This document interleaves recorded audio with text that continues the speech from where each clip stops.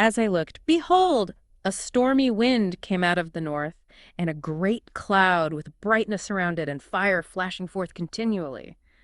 That description from Ezekiel, it really sets a tone, doesn't it? It really does. Ancient words describing something, well, something profoundly otherworldly in the sky. Gleaming metal, living creatures. Yeah. Definitely not your everyday clouds. Welcome, everyone, to the deep dive. And today, wow, we are really diving deep into one of the most captivating aerial events ever recorded, really, the Phoenix Lights. Yeah, it's a big one. Our goal here is basically to unpack the sources you shared, pull out the key stuff, the core details. Give you that shortcut, right? Exactly, a short hit to getting your head around this whole thing. We're looking at eyewitness accounts, researcher analyses, the government side of things, or lack thereof sometimes. It's definitely complex, and the core mystery, well, it revolves around March 13th, 1997. Two distinct things happen. Right. First, this massive silent V-shaped thing flew over. And then later, totally separate, these stationary glowing lights appeared. And the sheer number of people who saw it. Yeah. That's what's incredible. Thousands. Yeah, everyday folks, cops, pilots, even the governor eventually chimed in. It just blew conventional explanations out of the water from the get-go. So let's trace that first object, the big one, the V-shaped formation. Okay, so March 13th, 1997, this huge, quiet thing, like a V or a boomerang. It travels, what, about 300 miles? Roughly, yeah. Over about 90 minutes. The reports start coming in around 7:55 p.m. Mountain Time, Henderson, Nevada, just south of Vegas. And what were people saying there? They described a V-shaped object. Some said it was huge, like a 747. Multiple lights. Any sound. Interestingly, some early reports mentioned a rushing wind sound, but that seems less common later on. And apparently a private pilot radioed ATC about lights in a V-shape right around then. Okay, so it's moving south. Where next? Into northern Arizona, around 8:15 p.m. Reports from Paulden first someone saw like a cluster of 5 reddish-orange lights, 4 together, 1 trailing. And then Prescott Valley. Yeah, shortly after. Lots of calls from there. People saw a triangular pattern, mostly reddish-orange lights, but with a white one leading. And they were sure it was solid. That's what many witnesses stressed. Definitely solid. So big it blocked out the stars. Someone saw it bang to the right. But still silent. Overwhelmingly, yes. That's the detail you hear again and again. Utterly silent. Eerily quiet. Then it gets to Phoenix, big city, lots of people. Right. Between about 8:30 and 8:45 p.m., it's over the Phoenix Valley. Witnesses described glowing orbs, in that chevron shape, just gliding slowly south. How big are we talking? Estimates vary wildly, don't they? They do. Some reports go up to, well, an astonishing 2 miles wide. Can you even picture that? And moving so slow, maybe 15, 30 miles an hour. Slow enough for everyone to get a good look. And apparently a jet flew under it. That was reported, yeah. A commercial jetliner passing beneath this colossal object. And this is where the governor comes in, right? Fife Symington. Yes, the then governor. He didn't say anything immediately, but years later he came forward, said he saw it too. What did he say he saw? He called it a craft of unknown origin. Said it was bigger than anything I've ever seen and definitely not ours. Remember, he was an Air Force pilot himself. Wow, that adds a lot of weight. It really does. His testimony is pretty crucial. So after Phoenix, where did it go? Continued southeast towards Tucson. Reports kind of peter out around 8:45 p.m., suggesting it disappeared near the Mexican border. Okay, so that's the giant V. But then hours later, something else. Totally different event. Ooh. Around 10:30, maybe 10:40 p.m., over the Estrella Mountains southwest of Phoenix. And what did these look like? Bright lights, orbs, stationary or maybe falling slowly, often in a line. They'd appear, hover, maybe pulse, then vanish. And there's video of these ones. Yeah, much more widely circulated video evidence exists for the second set of lights. And the military did have an explanation for these later lights. They did. They eventually said these were LU-2BB illumination flares dropped by A-10 Warthogs on a training exercise out at the Berry Goldwater Range. Out the flares. Okay. So they float down on parachutes, burn bright. That's the idea. Designed to light up an area for a few minutes while drifting. But the sheer number of witnesses for that first event, the V-shape, and how consistent they were, that's what makes it so compelling, right? Absolutely. It wasn't just one person seeing something weird. It was thousands across hundreds of miles. It's such a diverse group. Exactly. You had regular people, kids, elderly folks, trained observers like police officers filing reports, airport tower operators reportedly seeing Anomalies. Military personnel, too. Informal reports, yes. And commercial pilots, though some apparently were told to keep quiet. And, of course, the governor. It's just the consistency is striking. But, people always say, oh, mass hysteria or media influenced them. How solid is the independence of these accounts? That's always a fair point. But what's key here is many initial reports came before major media coverage. People were calling 911, calling radio stations, independently describing the same thing across a huge area. And the details they agreed on, like the silence. The silence is probably the most baffling part.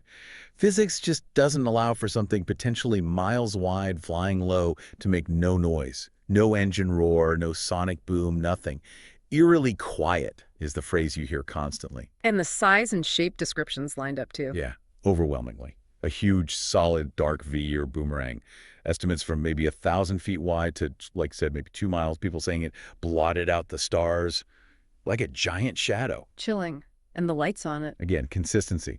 Multiple steady lights, amber or orange, usually 5 to 7, evenly spaced, not flashing like normal planes. Some mentioned a dimmer central light too. And flying so low and slow. Incredibly slow, 15 to 30 miles per hour. And low, maybe just a few thousand feet up, sometimes less. That's just not how large aircraft operate, which is why so many people got such a clear view. It wasn't just, oh, look, lights. People felt something, didn't they? Definitely. Beyond the physical description, you hear about the emotional impact. Awe, wonder, confusion, sure, but also this deep sense of significance. Some even felt this strange gratefulness. It clearly wasn't just a passing glance for many, it was a profound experience. And people have tried to map its path. Oh, yeah. Researchers used witness locations, videos, trying to triangulate. They plotted this smooth, consistent path over 300 miles, and the weather was clear that night. Perfect viewing conditions. It helps to understand the context of the time, the 90s. UAPs or UFOs back then were definitely on people's minds. For sure.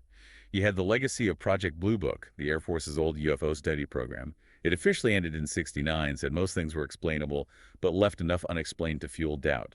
Many felt it was just a debunking effort anyway. And then came the X-Files. Huge cultural impact. Debuted in '93. It really embedded ideas of aliens, government cover-ups, the truth is out there. It created this environment where people were maybe more receptive, but also more cynical about official stories. Was Arizona already a bit of a hotspot for this stuff? You could say that. Clear desert skies, lots of military bases. It had a history. Post-Roswell flying saucer reports, the Travis Walton abduction case in '75. Right, that was Arizona too. Yeah, and even in the early '90s, there were increasing reports of big silent triangles or boomerangs, kind of like what happened over Belgium. Yeah. So yeah, Arizona was sort of primed. Okay, let's talk about how the government actually handled the Phoenix Lights specifically. It wasn't exactly smooth sailing, was it? Not at all. Right after March 13th, there was basically silence. No immediate official explanation for what thousands had just seen. Which just lets speculation run wild. Exactly. People started asking for radar data, flight logs. Reportedly, not much came back. That just fed the suspicion. And then came Governor Symington's infamous press conference. Oh boy. June '97. He brings out his chief of staff in an alien costume, tries to make light of it, inject levity. How did that go down? Terribly. People felt mocked. Thousands of credible witnesses, pilots, police, and the governor makes a joke. It damaged trust hugely. Felt like classic government dismissal. But then, years later, he flips completely. Totally. 2007, he comes out publicly, says, yeah, I saw it too, describes this massive otherworldly craft. As a former Air Force pilot, his words carried enormous weight. Why did he wait so long? And why the initial mockery? He said later he was under federal indictment at the time, didn't want to cause panic. He also expressed frustration that he, the governor, couldn't get any real answers from official channels either. The reversal is pretty unprecedented. It really is. It gave huge credibility back to the original witnesses and made people even more suspicious about what the government knew or didn't know. And the military's explanation for the second set of lights, the flares, when did that actually come out? Months later. And crucially, it only addressed those later stationary lights, not the main V-shaped event from earlier in the evening. So a partial explanation and delayed. Right. And add to that the fact that the Air Force initially denied any exercises, then later confirmed the flares. It just looked messy. It fit this historical pattern of how UAP reports were often handled: denial, delay, partial information, fed right into the cover-up theories. So let's dig into the explanations offered, or lack thereof. The idea that the V shape was just a known aircraft, like a stealth bomber, that doesn't really hold water based on the details, does it? Not really. I mean, compare it to a B-2 Spirit bomber. The shape is vaguely similar, sure, Hmm. but the scale, witnesses talking potentially miles wide. The B-2's wingspan is 172 feet. It's just orders of magnitude different. And the silence issue again? Yeah, the silence is the killer argument against conventional aircraft. Hmm. Stealth planes reduce noise, but they aren't silent, especially flying low and slow like the object was reported. Aerodynamic noise alone would be significant. Plus, the lights don't match stealth philosophy. Exactly. Stealth means no lights if possible. The Phoenix object had prominent, steady amber lights, the opposite of stealthy. And the flight profile, super slow, 15-30 mile per hour, low altitude. That's just not how a B-2 operates efficiently. Okay, so what about the flare explanation? The military said flares for the second event. Could flares explain the first event, the V shape?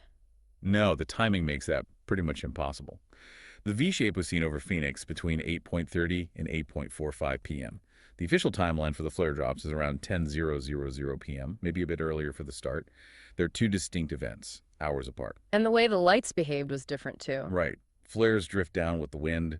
People seeing the second set of lights describe them as mostly stationary, maybe hovering or pulsing in formation.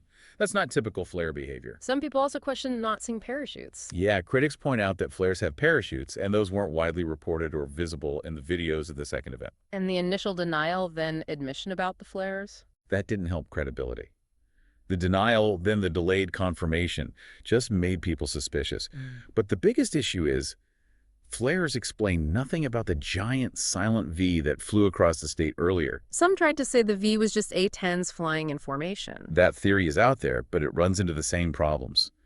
The reported size, the absolute silence, and the apparent lack of a clear radar signature for such a large formation of jets. It just doesn't quite fit the witness descriptions of that first object. Which brings us to radar. Why wasn't this giant thing tracked clearly on official radar? That's the million-dollar question, the radar riddle. There's no widely confirmed official radar data released for the V-shape.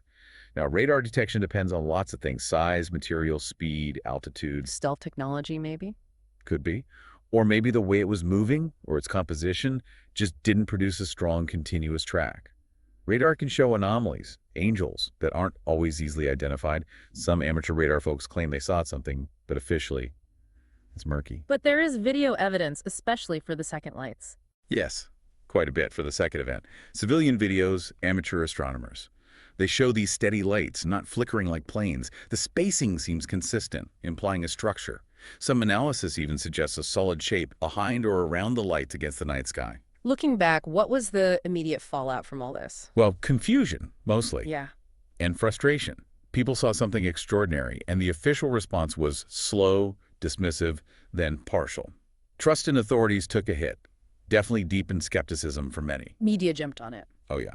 Local news first, then national. It became a huge story. And for the UAP community, it was a massive event. Well documented, lots of credible witnesses. And the long-term impact, it's still talked about constantly. Absolutely. It's become iconic in UAP discussions. Why?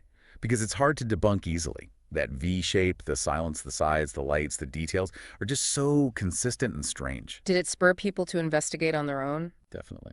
The official explanation felt inadequate to many, so you saw witnesses become advocates, independent researchers digging in, making documentaries, writing books.